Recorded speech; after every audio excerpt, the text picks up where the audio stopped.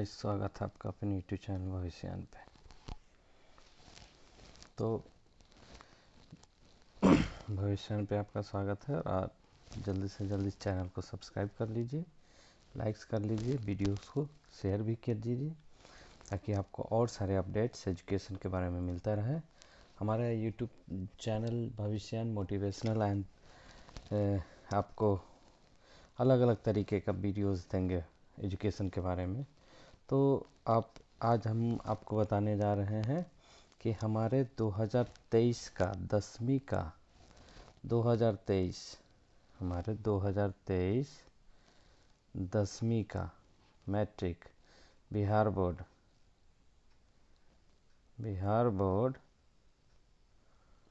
Board का 10th का exam का क्वेश्चन पैटर्न क्या हो। क्वेश्चन पैटर्न मतलब कि प्रश्नावली किस प्रकार से होंगे। तो अभी आप सब का पहला एग्ज़ाम है, अपने लाइफ का एग्ज़ाम पहला है। बहुत सारे लोग को डर भी लग रहे होंगे कि हाँ एग्ज़ाम कैसे जाएंगे। तो डरने की कोई बड़ी बात नहीं है, एग्ज़ाम अच्छे से जाते हैं। आप अपना पढ़ाई कीजिए और आप एग्ज़ाम की तैयारी अच्छे से कीजिए, सब कुछ नॉर्मल होगा, कोई दिक्कत परेशानी नहीं होगा। तो चलते हैं, हम देखते हैं कि इस वक्त का इस साल का प्रश्नावली किस प्रकार से आएंगे बोर्ड में। मैट्रिक का बोर्ड में इस साल का प्रश्नावली किस प्रकार से आएंगे, ठीक है। तो चलिए शुरू करते हैं।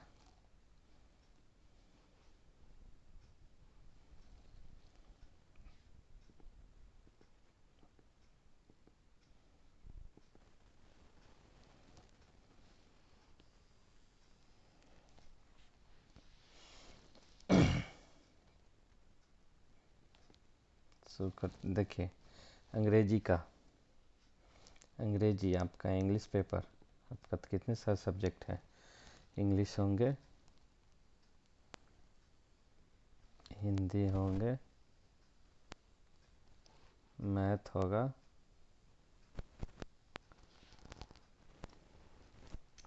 साइंस होगा,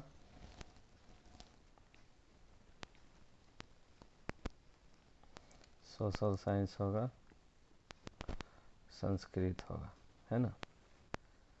तो ये सारे सब्जेक्ट आपका किस प्रकार से प्रश्नावली किस प्रकार से आएंगे इसका। तो चलिए शुरू करते हैं। तो आपका अंग्रेजी का जो शब्द होंगे,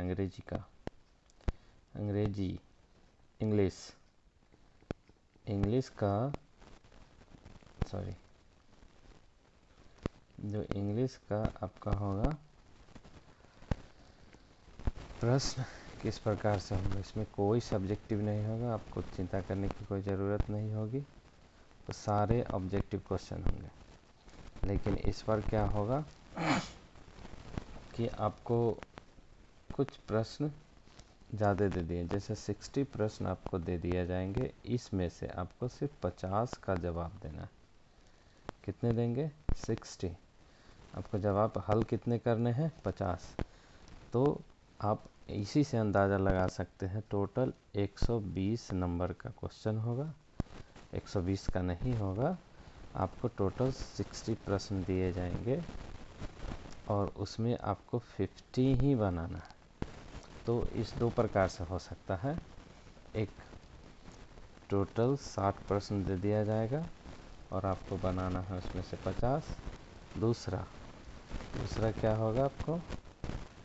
दूसरा होगा ये आपको एक क्वेश्चन में 2 क्वेश्चन रहेगा। जैसे कि आपको ऑप्शन दिया जाएगा उसी में, मान लिया जाए कि क्वेश्चन नंबर 1 है, ठीक है।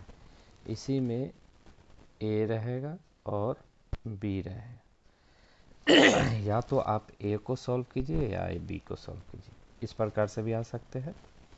नहीं तो 1 to 60 डायरेक्ट दे दिया जाएगा आपको।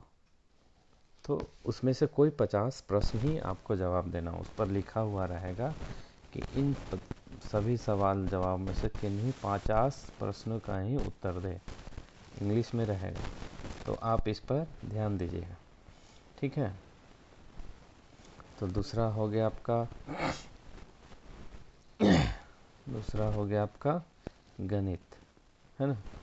गणित में क्या रहेंगे, गणित 23 के गणित के पेपर पापरे लिखा हुआ है, आप इसको पेपर समझिए, ठीक है। कितने प्रश्न रहेंगे, तो आपको यहाँ देखना है कि आपको कितना प्रश्न मिलेगा मैथ में। तो मैथ में आपको मिलेगा ऑब्जेक्टिव 60 का, आपको 60 नंबर का ऑब्जेक्टिव रहेगा, 60 ऑब्जेक्टिव क्वेश्चन रहेगा, जिसमें से आपको सिर्फ 50 का जवाब देना है। सिर्फ कितना देना है, 50 का जवाब।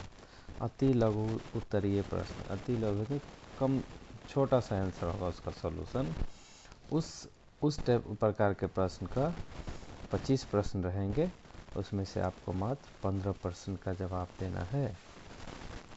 तो और दीर्घ प्रश्न माने कि लॉन्ग आंसर क्वेश्चन आंसर माने बड़ा, जिसका सॉल्यूशन 1-2 पेजेस में आएंगे। तो उस प्रकार के सवाल का जवाब, उस प्रकार का टोटल सवाल होंगे आपको 8, जिसमें से जवाब देना है किन्हीं 4 प्रश्न का। तो याद रखेंगे 60 में से 50 का जवाब देना है, 25 में से 15 का जवाब देना है, और 8 में से किन्हीं 4 का जवाब देना है। तो ये ऑब्जेक्टिव क्वेश्चन है, ये 1 या 2 नंबर का हो सकता है, और ये 5 नंबर से कम का नहीं होगा। तो आप यहीं लगा दिए, मान लीजिए 50 नंबर के यहाँ हो गया, 2 नंबर का ये आएगा, 30 नंबर का हो गया 80, और ये 4 क्वेश्चन 5 नंबर का हो गया, टोटल 20, तो हो गया 100। तो आप कोशिश कीजिए कि जितना सारा ऑब्जेक्टिव हो उसे बना लें, क्योंकि ऑब्जेक्टिव आपका 50 है, 60 में 50 बनाना, कोई 50 को जवाब देना है, ऐसा नहीं कि आपको 60 पेपर 60 क्वेश्चन का ही जवाब देना, नहीं, सिर्फ 50 का देना, ठीक है।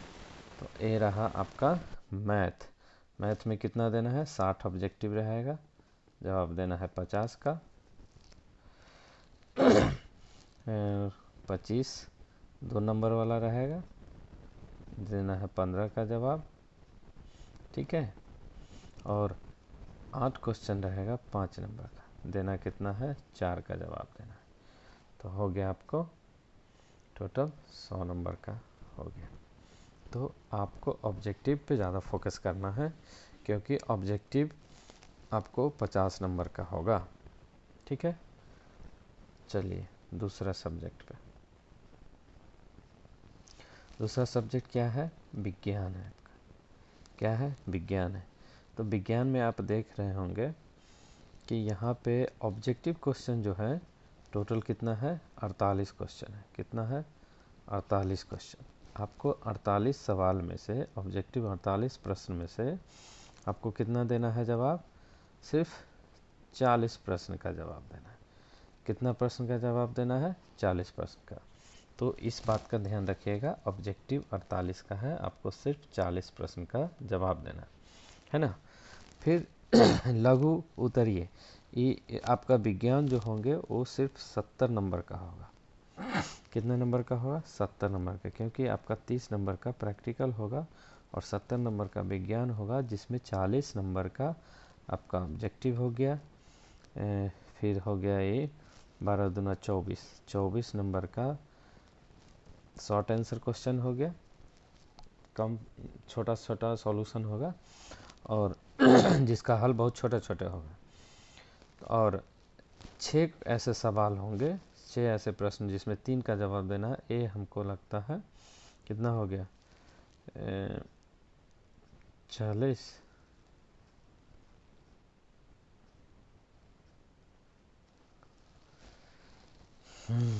40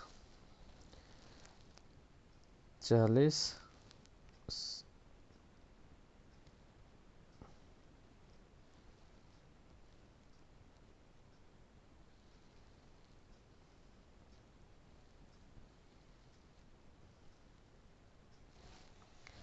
24 3 सॉरी, हमको यहाँ तक ये भी 100 का होगा, जिसमें से 70 का एवोल्यूशन होगा। ठीक है, 100 मार्क्स का ही क्वेश्चन होगा। ए आपका 24 होगा, ए होगा 12 नंबर का 3 36। ठीक है, हो गया टोटल 100 नंबर। तो आपको जवाब कितना है, आपको साइंस में कितना नंबर का होगा, 100 नंबर्स का होगा, लेकिन इवालुएशन होगा आपका 70 नंबर का। 70 नंबर ही आपको मिलेंगे। जैसे 100 को वैलिडेट कर दिया जाएगा आपका 70 में, तो 40 नंबर का क्वेश्चन हो गया। तो मान लिया जाए 48 क्वेश्चन है। ठीक है, जवाब देना है 40, तो हो गया 40 मार्क्स। ठीक, और यहाँ यहाँ 22 क्वेश्चन है। ठीक है, जवाब देना है 12 का, हो गया आपका 24 मार्क्स।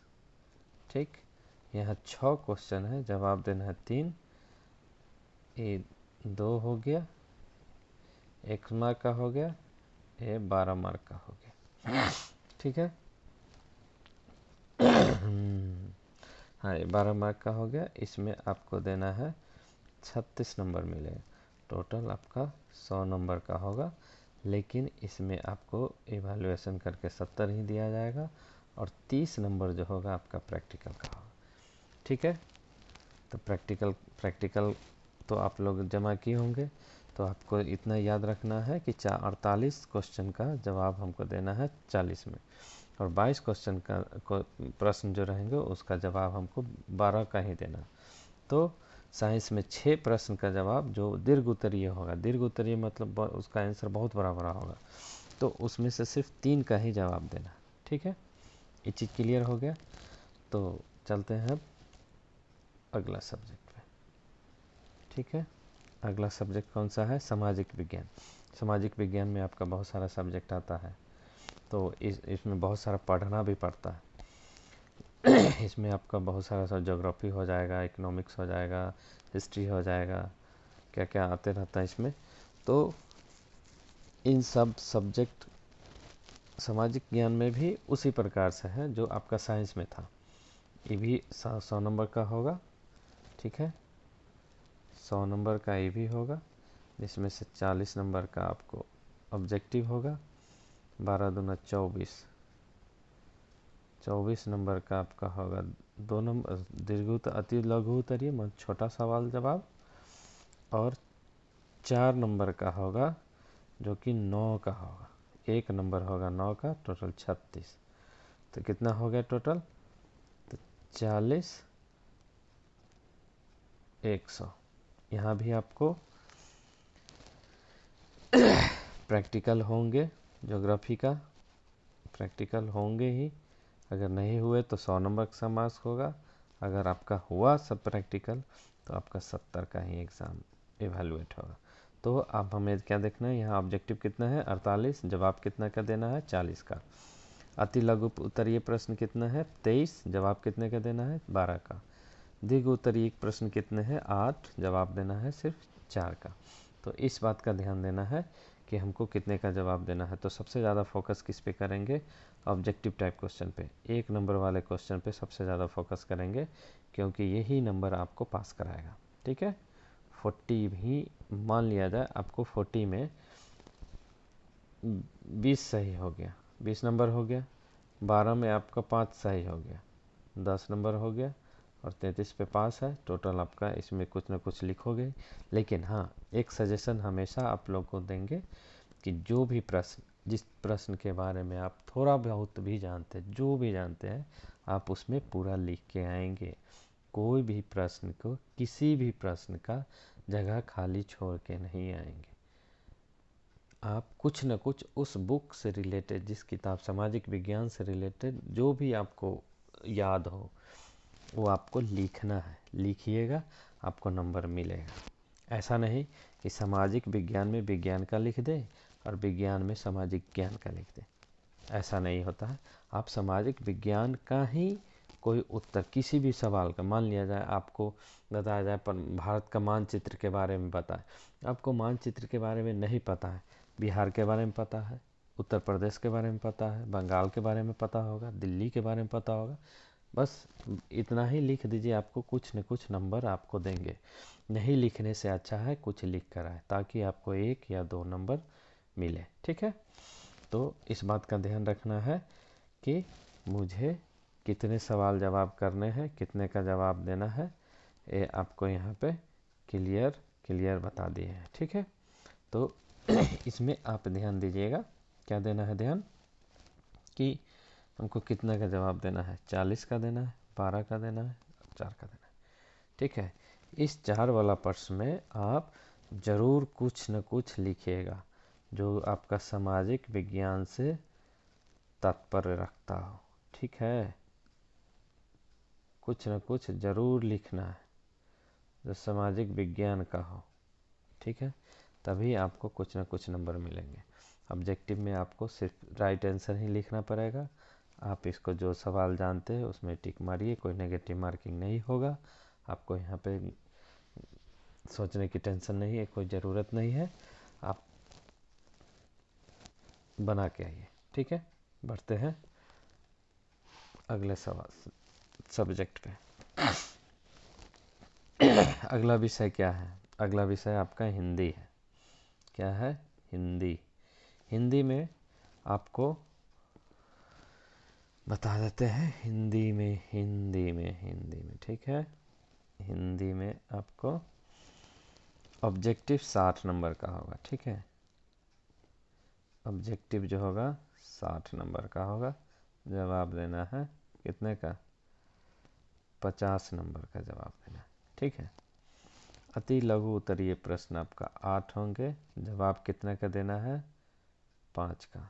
8 होंगे जिसमें से आपको जवाब देना है 5 का। दीर्घ उत्तरीय प्रश्न आपका 2 होंगे जिसमें से जवाब सिर्फ 1 का देना है। ठीक है, पत्र या संवाद। पत्र या संवाद मतलब आपको इसमें कोई पत्र लिखने के लिए बोला जाएगा। अपने पिताजी के पास पत्र लिखिए, माता जी के पास पत्र लिखिए, मामा जी के पास पत्र लिखिए, नाना जी के पास पत्र लिखिए। कोई चीज़ मांगने के लिए, पैसा मांगने के लिए, किताब खरीदने के लिए, स्कूल फ़ी भरने के लिए, कॉलेज फ़ी भरने के लिए, एग्ज़ाम फ़ी भरने के लिए, कोई भी सवाल हो सकता है। तो आप हमेशा याद रखिएगा कि प्रश्न में इस संवाद पत्र में दो रहेगा, उसमें से कोई आपको एक लिखना है। कितना रहेगा? 2, जिसमें से एक लिखना है। और क्या लिखना है आप हमेशा याद रखिएगा। मान लिया जाए कि आपका ये पेपर है, ठीक है, आपका ये पेपर है, तो आपको पहला क्या लिखना है, कौन लिख रहा है। ठीक है, ये एक छुट्टी के लिए एप्लीकेशन भी हो सकता है। स्कूल में बताया जाए प्रधानाचार्य महोदय के पास 2 दिन के अवकाश के लिए आप चिट्ठी लिखिए, वो भी हो सकता है। तो मेन होता है ए और ए, और यहाँ पर एक होता है विषय। इतना अगर आप लिख दिए, अगर ये क्वेश्चन, ये सवाल प्रश्न 10 नंबर का है तो आपको 5 नंबर मिलेगा। इसके बीच में आप कुछ भी लिखिए वो अलग बात है, लेकिन ये 3 चीज़ आपको लिखना है। पहला, कौन लिख रहा है, किसके पास लिखा जा रहा है, किस बारे में लिखा जा रहा है, कौन लिख रहा है। ये 2-3 चीज़ आपको हमेशा ध्यान में रखना है। ठीक है, निबंध आपको 4 होगा। किसी भी चीज़ पे आपको निबंध लिखना पड़ सकता है। निबंध आप लिखिए, नहीं जानते हैं सोचिए लिखिए, लेकिन ज़रूर लिखिए। इस पे निबंध आपको ज़रूर अटेंड करना है। पत्र, संवाद, निबंध, क्योंकि पत्र में कोई ज़्यादा अलग भिन्नता नहीं होती है, सबका ए सेम होता है।